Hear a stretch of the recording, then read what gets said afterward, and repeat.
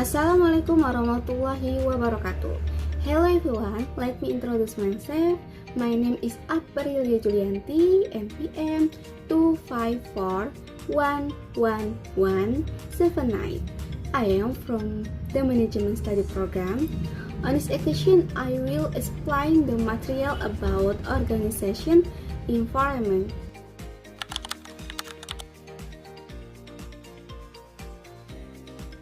Yang pertama ada analisis lingkungan, di mana lingkungan organisasi adalah segala sesuatu yang dapat mempengaruhi kelangsungan, eksistensi, keberadaan, dan sebagainya yang menyangkut organisasi baik bersifat internal maupun eksternal.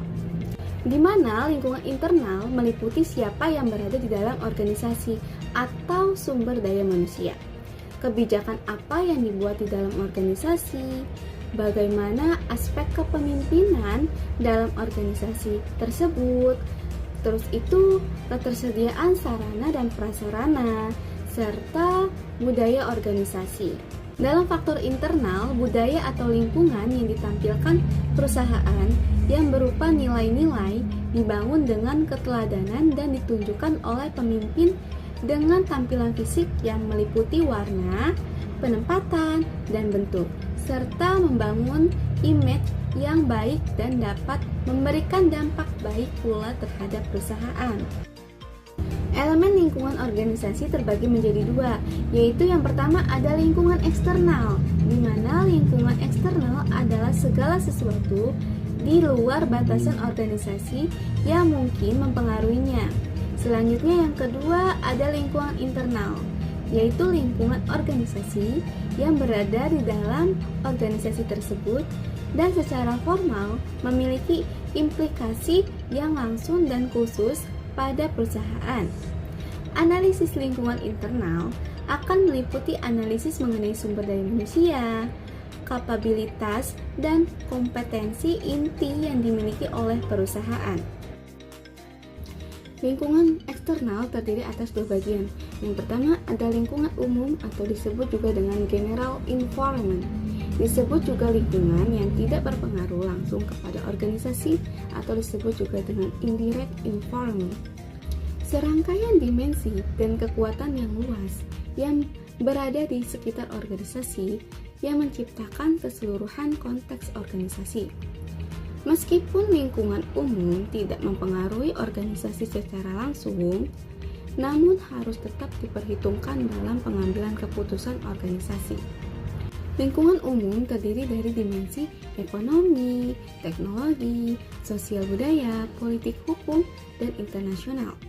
Lingkungan-lingkungan ini hanya memiliki sedikit dampak implikasi langsung pada pengaturan suatu organisasi.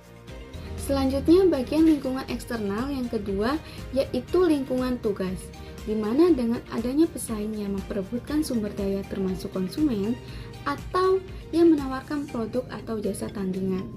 Organisasi juga akan bersaing dengan organisasi lainnya dalam memperebutkan sumber daya. Contohnya seperti organisasi akan bersaing memperoleh dana dari lembaga keuangan dan memperoleh karyawan yang berkualitas dari sebuah universitas. Selanjutnya kita masuk ke lingkungan yang kedua, yaitu lingkungan internal.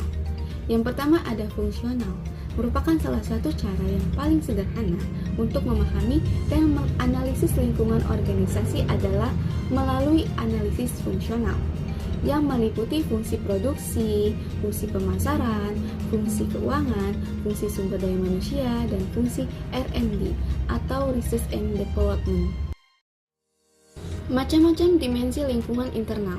Yang pertama ada pemilik atau pemegang saham, yaitu orang-orang yang memiliki hak milik hukum terhadap bisnis tersebut. Dampak dalam implikasi manajerialnya pemilik dapat berupa seseorang yang mendirikan dan menjalankan suatu bisnis kecil, partner yang secara bersama-sama memiliki bisnis, atau investor yang memiliki saham atau pemegang saham Yang kedua ada dewan direksi, yaitu mereka yang dipilih oleh para pemegang saham dan bertanggung jawab untuk mengawasi manajemen perusahaan secara umum untuk memastikan bahwa perusahaan telah dijalankan dengan cara yang paling memuaskan kepentingan pemegang saham. Yang ketiga ada karyawan atau pekerja, yaitu individu-individu yang dipekerjakan oleh organisasi. Karyawan bisa membentuk serikat pekerja yang saat ini mempunyai bargaining power yang cukup besar sehingga dapat mempengaruhi organisasi. Oleh karena itu, manajer perlu membina hubungan yang baik dengan karyawan atau serikat pekerja. Yang keempat yaitu ada lingkungan kerja fisik, yaitu berupa fasilitas-fasilitas fisik yang disediakan organisasi untuk menunjang operasi organisasi tersebut. Thank you for watching my presentation video and see you again.